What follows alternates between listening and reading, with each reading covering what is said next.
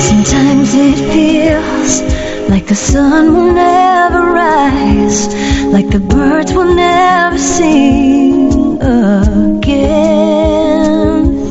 Believe in a power greater than what you are going through. When you don't know what to do, keep breathing.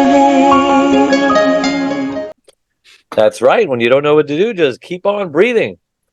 From the City of Angels in Los Angeles, welcome to all my listeners out there in Radio Land. I'm Dave, the Caregiver's Caregiver, at caregiverdave.com, along with my lovely co-host, former mayor of a California beach town and best-selling author, Debbie Peterson.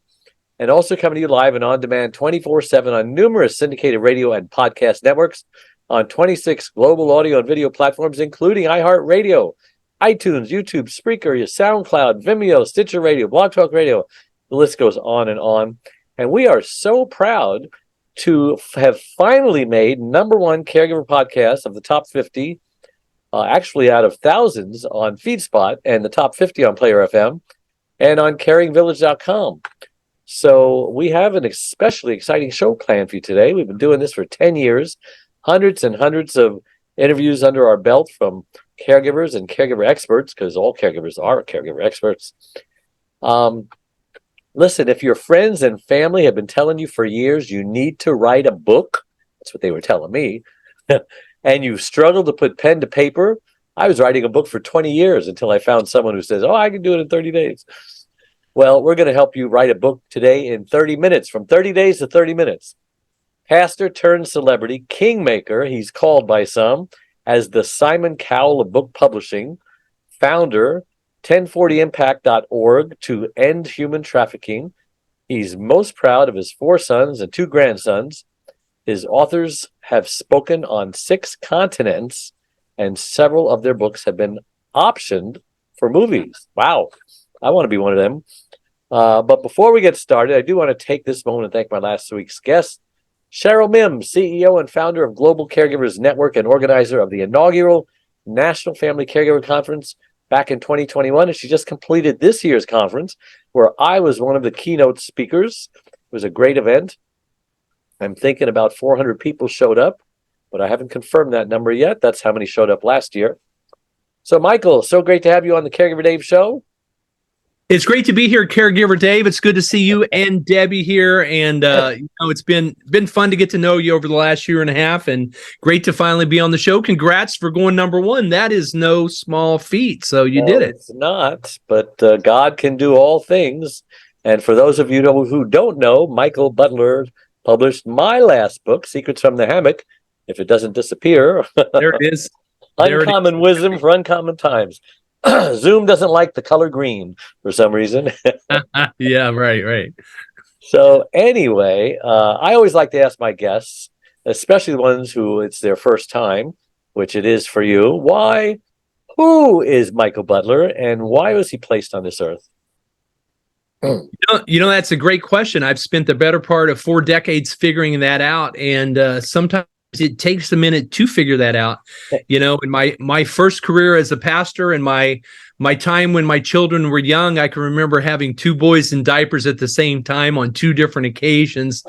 And, Michael, Matthew, Joshua, and Jeremiah, raising them with their mom, the days go by so quick, but you don't realize the seeds that you're planting are turning into an amazing garden, and sometimes I grew up on the farm in Oklahoma, and we were in a small town, and I can remember we had a 1-acre plot of ground that Dad wanted to turn into a garden. He grew up on the dairy farm in Oklahoma, and he was trying to reconnect with his roots. He was really trying to reconnect with God.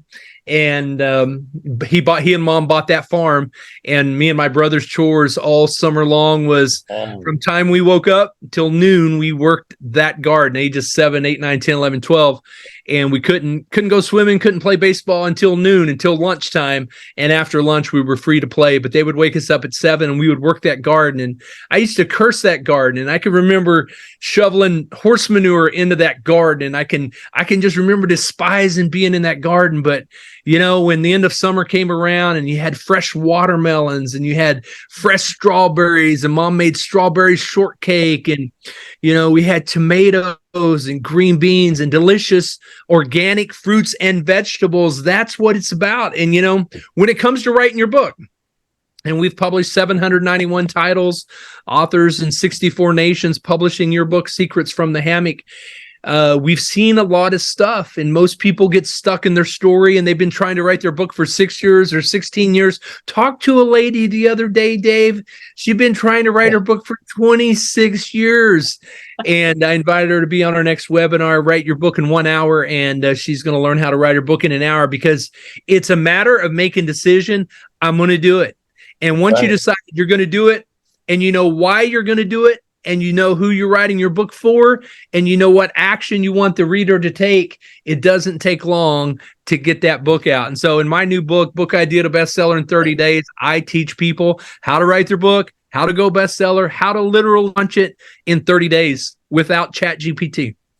Michael, it's sad that the great people in this country was built by people like you, people like me, people like Debbie, the older generation, who had a great childhood, who was taught the work ethic. The parents, understood the importance of this country, appreciated it, and all that's gone. I don't know anybody who's teaching their kids that it's the me society. Just give them what they want, and so on. And these are our leaders to be, and we're starting to see the writing on the wall now. The crime. The people in Washington who are passing insane laws that's making our country weaker, not better. It's the first time, I apologize to my kids and grandkids. I say, I'm so sorry that we are giving you a country in worse shape than when it was given to us, and it's your opportunity now. It's your obligation to do something about it. That's why one of the duties of Mayor Debbie there, she's teaching people how to take control of your communities. It starts at the school board meetings, starts at the city councils. And that's where, unfortunately, people either learn how to be corrupt or they learn how to be great. I'm writing a book right now with my dad on how to win school board elections. My dad was the president of the school board, and I can remember he went through the local phone book in the town of 6,000 people and literally called everybody in the phone book, and those that he knew personally, he called twice, and he ended up winning in a landslide. But I'm going to say this about the TikTok generation. Don't write them off. They're being manipulated right now by short videos that have captured them, and the fentanyl thing that's happening to poison them. But where wickedness is abound, grace much more abounds. And you don't know the seeds that have been planted in a garden that are going to bring a harvest. And so I did something after 43 years of being away from the garden and swearing I would never do that in my home in San Antonio this spring. You know what I did? I bought a tiller. I got some horse manure, and I'm out there tilling up the garden in March. You're forcing your grandkids to do it too, right? Absolutely, because you know what? There's enough organic seed that's on the inside of the hearts and minds of this generation. Listen, when you plant a seed, it's not going to return void. It's going to come back. It's going to grow. And that's why it's so important to get your book out. It's why it's so important to share those stories. Before we had television, before we had the golden age of radio, we had oral traditions that we passed down from generation to generation. I mean, there were hieroglyphics, and before we had the cavemen writing on the stories of redemption on the walls, God says that the heavens declare the glory of God in Psalms 19, so that we are without excuse. Every generation has had a witness of the greatness on the inside of them that they were possible of. And I love what Ronald Reagan said. I wrote him a letter when I was 12 in my 7th grade class, congratulating him on winning the presidency. He wrote a letter back thanking me for his support. But Wow. the great communicator is famous for saying we're only one generation away from extinction. But when I see discouraging things happen, you've got to get your news from everywhere, just not from one or two sources. Realize that there's amazing, great things that are happening. There's a generation of young people like the Charlie Kirks of the world and the patriots of today that are saying, you know what? Printing more dollars is not the solution. Teaching responsibility and taking ownership of your life, taking ownership of your local school boards and mayoral offices is. So that's really where the magic is. It's at the grassroots level. And so most people, they want to enjoy the organic, fresh fruits and vegetables. They just don't want to shovel the manure. But I'm going to say, whatever seeds you planted in the past, don't forget to water them. Don't forget to put the sunlight on them. And don't forget to pull the weeds, because if we tend the garden, and that was the job of the first garden, right? Was to watch it, protect it, and keep it. That means to mind it. And so, there's a lot of hunter-gatherer mindsets in business and in the world these days, but I like to think like a farmer. My dad taught me how to think like a farmer, and planting seeds, you don't just add things additionally, you add things in duplication exponentially if you water and don't give up. 30, 60, 100-fold. Michael, can you really, there are caregivers out there. I was one of them who felt like they had a story in them. And, I've literally been writing my book and journaling it for 20 years. And I had someone over for dinner, and he was telling me how he, met Craig, and Craig was doing a 30-day thing. And I said, well, God, I want to do that, And the next thing I knew, I had my book in 30 days. And now you can actually lay the foundations in 30 minutes. Can you really do that? Explain how. It just sounds so impossible. And that's part of what keeps someone back from writing a book, because they don't think it's possible to do it in their lifetime. Well, never underestimate the power of decision making. And when you decide this is what I'm called to do, it's no more time to delay. Most people delay because they're perfectionists. And you know what? It's very selfish of you to be a perfectionist and to delay, because now is the time. Some people say, I'm going to wait till I'm on my deathbed. I'm going to wait till I'm 90 years old to write my memoirs. Listen, the world doesn't need your memoirs 70 years from now. We need your story right now. So start now. So the first thing you want to do is just like running a marathon. 15% of Americans want to run a marathon, and 15% of Americans want to write a book. Or 85% of Americans want to write, 85% of Americans want to run a marathon. Only 15% ever do. So the first thing I did when I realized, hey, I was 39 and a half years old. I got 6 months out before my first marathon. It was on my bucket list. You need a year to train for a marathon. That day I went on social media and I said, 6 months from now, I'm going to cross the finish line, 22 miles, the Route 66 marathon in Tulsa, Oklahoma. And I put on my running shoes and I went out and I ran a block and I was out of breath. I couldn't breathe. I'm thinking, I'm having a bad day. Next day I put on my running shoes. I go out, I run a block in 2 mailboxes. I'm about to die. I drag my couch potato butt back home. I Google running shoes and I Google running club, and I joined a running club. And listen, if you're going to do anything, you got to go public with it. You got to decide to do it. Don't keep it secret. If you want to lose weight, if you want to retire early, if you want to write a book, whatever your goal is, you got to go public with it, and you got to have friends around you that'll hold you accountable. 6 months later, after shin splints and everything, I'm crossing that finish line, and all four of my sons, Michael, Matt, Josh, and Jeremiah, ages 14, 12, 10, and 8, ran the last 3 miles with me. We crossed the finish line together. Greatest day of my life. And it started with the decision that says, I'm going to run, and I'm in a running group. Make the decision and then go make it happen. We've had people go on TV interviews, as you know, with the book cover, and the book's not done, but you've scotch taped a faux cover up because it's available for pre-order. Then you've got all kinds of pressure on you if you're speaking in an event next week to get the dang done. We're going to kick you in the seat of the pants. And hey, don't worry about typos. You can fix those in the second edition. Just get the book out. You know, if Steve Jobs would have waited till the iPhone was perfect, we would still be doing flip phones today. So after all of that, all the reasons we should do it, what are the things that we should not put in that book? Well, I'm going to say this. The anything? number one reason people should write a book is for credibility. There's a lot of different reasons people write a book: to gain more customers, to get credibility, to get on more stages, to get more media interviews. I mean, event planners will tell you you're 68% more likely to get the media interview and the speaking gig over the speaker that doesn't have a book. But there are some things you should not put in a book. So, for example, a lot of my authors with 791 titles, we get a lot of feedback from authors in 64 nations that say, this book was better than therapy. This was so cathartic. And my book was such a healing therapeutic journal.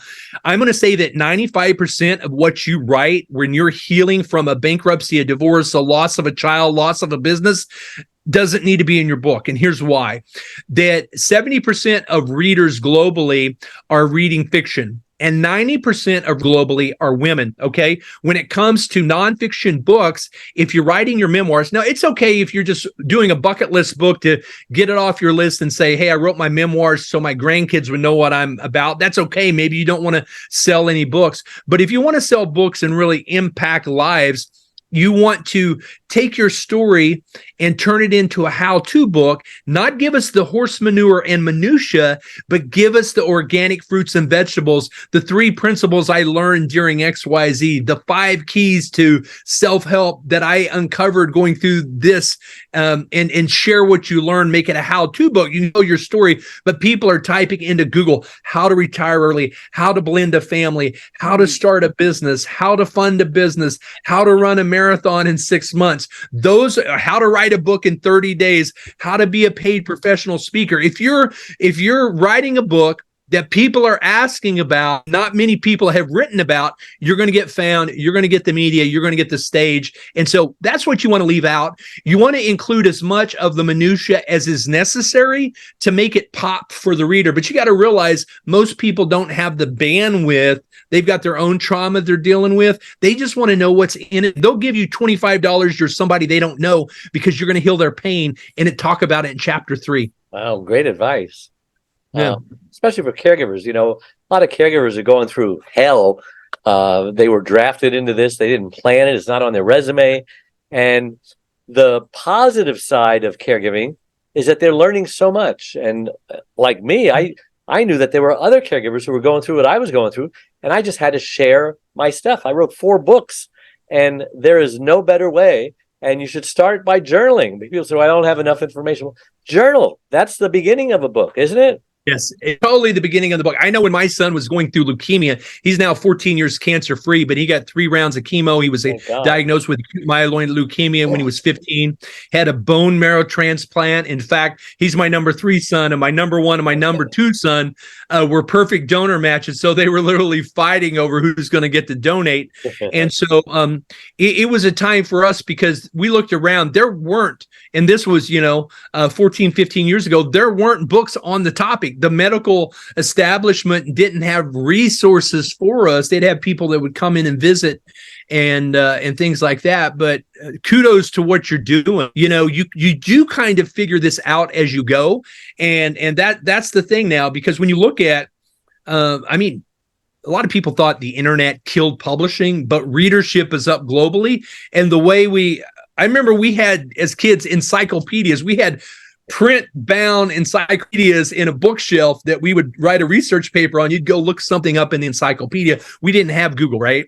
And so I like to say that the Bible brought us out of the dark ages. The first book that rolled off the printing press was the Bible. It brought about the Renaissance. Yeah. And so now when you see what the internet's done with the proliferation of books, there's at least 4 to 5 million new books being published every year. Wow. And that's not counting books that don't have ISBN numbers. So what will your book do? And knowledge is doubling in some industries every month. So it's really important to pick a lane. And when you do something as important as patient advocacy, being a caregiver, you got the medical side, you got the nursing community, you got the patient's family. So you're dealing with, that's 3 different books right there. And so the more you can niche, the more you can reach. And so you got to figure out the mistake. A lot of new authors is they try to put 5 topics in one book. You're better off writing 5 books with 5 different topics than try to squeeze them all into one book. Yeah, it's one thing writing a book, but it's another thing selling a book. How do you get global distribution and bestseller status with your book? You're able to do that, right? Help people get there? Yeah, it's very important. You know, we live in an age when anybody can self-publish on Amazon. There's pros and cons to that. The upside is you can get your book out quickly. The downside is nobody ever really sees your book. You know, when it comes to be a self-published author, the average self-published author never sells more than 200 books. Amazon is not a proactive sales site. It's basically a digital billboard on a deserted island because only 50% of the world's book sales come from Amazon. They're only in 15 countries, and there's 190 countries that recognize ISBNs and sell books and have bookstores. So when it comes to getting global distribution, just ask your publisher, search around. I'm happy to do a free consult. They can jump on my calendar. I'm not afraid to tell you if your baby looks ugly. I will give you feedback on your book cover, your title.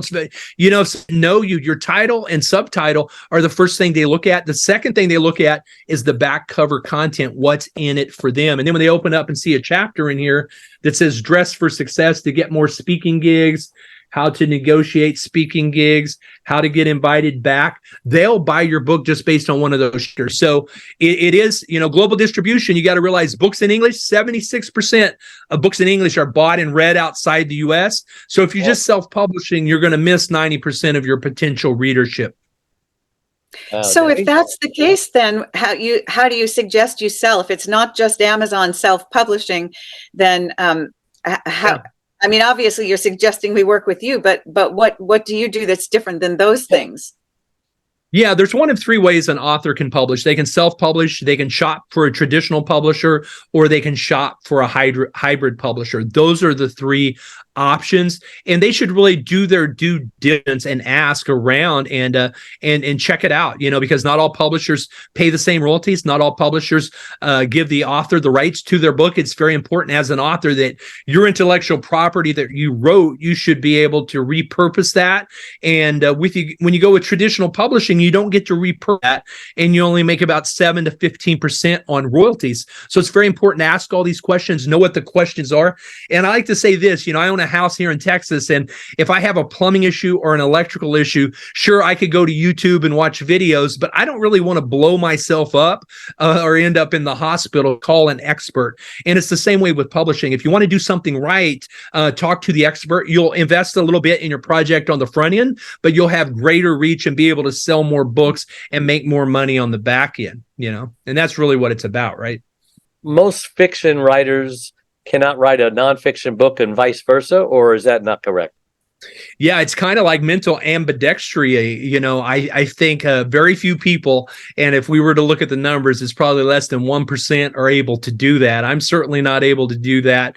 And I've certainly tried, but it's a very difficult move to make. So I always say this: when you're writing a book, have a strategy of what do you want it to do for you. Most authors don't make their big money on the book sales, but think about if you've got a coaching program, if you've got a mastermind program, if you've got something to share beyond the book, use the book as a lead magnet to bring people into your funnel and to provide value. I know, Dave, you host an event. You host an event in Acapulco for advocates, and where you do a deep dive on how they can expand and improve what they're doing. And if you've got a program like that, we've got a program around writing your book in 60 minutes. We've around becoming a paid professional speaker, and it all starts with the book, because here's what happens. Most readers don't read past page 9. Okay, just frank and honest with you there. They've got your book, they get busy, they get sidetracked, or they go to a specific chapter, they read one chapter and they lay it down and they're done with it. But you've got to realize, for the people that read past and read the entire book, they are ready to invest, because before they didn't know you. If they hear you on a podcast, these are all statistical numbers that are out there that you can Google. If they hear you on a podcast, they'll spend $200 with you because they know you that well. Well, if they read every page of your book, ready to invest $2,000 to $3,000 in a coaching program or a mastermind with you. Why not make the offer? And you hook them in the front of the book and say, hey, we've got more stuff toward the end, stick around. And then you drop these breadcrumbs, and then you invite them to participate more fully. So it's the broad end of the funnel book. It's the anchor tenant if you were in real estate, and everything else flows around that anchor tenant that's producing income for you. to add value to your customers. It's the same with speakers too. A lot of speakers, think they make money off of the speaking fees, and maybe some of them do, a tiny little percentage. But like our mentor, we all have the same mentor, Clint Arthur. He makes his money by selling from the places that he speaks, and he doesn't even mind paying people to get on their stage to speak because he knows he can make millions by doing it that way. I am the exact same way. I love paying to be on stages, and I tell people, what do you charge to be on stage? I say $140,000 an hour, because the last time I paid to be on stage, I spoke for 20 minutes and I did $140,000 an hour. So you can charge me to be on your stage all day long. I would love to do that. Well, let me ask that the other way around. Suppose your thing really is that you are an author, not that you're selling, that you're selling something, but you really are an author. You're a writer. Do you, if you're getting speaking gigs, does that ever help sell books? Yeah, they complement one another. I mean, we work with a lot of people in the pageant space, from the Miss Universe pageant, the Miss America pageant, and those ladies normally have a platform. They're passionate about human trafficking. They're passionate about quality media and producing quality content, or whatever the case might be. And so that gives them more opportunity, because they go on the media. Those are free media interviews, but people go and follow them on social media. They invite them to come speak at an event or see an event, and they get paid for that. But they have a bigger plan, a bigger purpose. So you want to do a strategy around, if you're a coach, what is it you charge for right now? If you get a client on a retainer for 12 months, maybe that client's paying you $12,000 or $24,000 to coach them for a year, and you reverse engineer your numbers and you realize, we had a financial client recently. He's done 8 books and he gave away a $20 book. He got a $200 million financial portfolio. And I said, Seth, are you going to continue to give away those $20 books? And he said, it all day long. He had been giving away free books for about 7 or 8 years, and he had picked up clients here and there that had $1 million portfolio, but a $200 million portfolio. Think about it. He's going to keep publishing books. So you've got a bigger purpose, because this becomes your business card. People aren't going to throw it away. And even if they never read it, if they just see it, if you're a doctor, chiropractor, you're a dentist, and it's in your waiting room, you've established credibility. You've gone on a media interview, they're talking to you about your book. It doesn't matter if anybody buys it or reads it. Just the fact that you wrote that book makes you the expert and gives you an opportunity to speak in these situations. So I'm sure there's National Caregiver Weeks, there's National Caregiver Days. Any topic that you can imagine, you could go to the national editorial calendar for whatever country. And if there's not a holiday celebrating what you are expert at, you create one and you become the expert on that and create the movement. That's right. And, our mentor also teaches us how to book ourselves on TV. And it's so much easier to do it if you have a book. Absolutely. I've been on 59 TV programs, mostly because I've got a book to talk about. It's either a book about my gas station, book about my caregiving, or a book about wisdom. But Debbie has a book about, corruption politics. and politics and being mayor. And she has a great title, Mayor Debbie.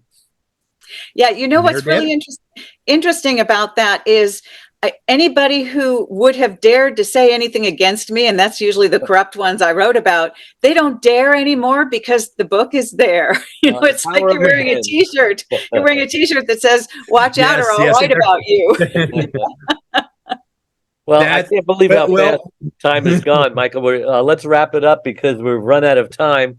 But what do you want to say in the final moments that we didn't have a chance to talk about, and what people can do to get a hold of you if they too want to be a published author? Yeah, sure. Napoleon said the pen is mightier than the sword. So there you go. You can change the world. I'm happy to give a free book consult. You can jump on my calendar at getpublished.beyondpublishing.net. That's in the show notes, getpublished.beyondpublishing.net. Happy to give any of your listeners a book consult. It's a $500 value. I'll give you 30 minutes of my time. Wow. Way to go. And listen, I do want to be with you, Dave and Debbie. Oh, the pleasure is ours. And I can't tell you what an honor it is to have you on the show. You've done a lot of good for me and for many, many other people. And I just want to remind everybody, all our shows become live recorded podcasts and videocasts on all your favorite platforms. my #1 best-selling book, published by my guest here, Secrets from the Hammock, Uncommon Wisdom for Uncommon Times, is spreading wisdom all over the world. It's available wherever books are sold. Target. Where are some of the other places that you help get the books? Yeah, Walmart.com, chapters up in Canada, Books A Million, Barnes & Noble, barnesandnoble.com. Anywhere books are sold, literally you can walk into a bookstore in Sydney, Australia, or in Sri Lanka. My books are not written in a different language, but different countries who don't speak English are selling my books. So You're doing a good job. Also, don't forget my Caregiver Dave Facebook online community, 34,000 caregivers, lots of tools, resources, videos, this radio show, and much, much more. And on our Facebook page, on our website, we can also resolve whatever you're going through in 30 minutes, because I offer a free 30-minute initial coaching call, talk about whatever you're struggling with. My co-host, Mayor Debbie, is at mayordebbie.com. And please click the like or follow button on whatever platform you're watching or listening to this on. Helps us reach even more caregivers by improving Google search engine algorithms. And that's what it's all about, isn't it? And a true heartfelt thank you to all my listeners out there and my guests today all over the world for tuning in every Wednesday, making us the #1 caregiver radio show on the internet. So until next week, same time, same channel, may God richly bless you all. Bye-bye. I'm Dave Nasani. My 4th book, Secrets from the Hammock, Uncommon Wisdom for Uncommon Times, is a #1 bestseller on Amazon. As a young boy, I was told I possessed an unusual amount of wisdom for my age. As a young man, I found myself counseling friends and older family members whenever they needed answers to their problems. Then at 21, I read the Bible for the very first time and learned how King Solomon asked God for wisdom instead of riches, yet he received both. I was so impressed that I too asked God for wisdom. Soon after, I discovered when lying on my hammock, I would receive wisdom from God. This book is the result of my passion to share with the world wisdom's tremendous benefits. Join me as I reveal practical aspects of wisdom for the mind, body, and spirit. 31 lessons I learned from God that can change your life. Available in hardcover, Audible, Kindle, and paperback, wherever books are sold. I've spoken all over the country and London, and am available to speak at your event. Contact me at hammockwisdom.com.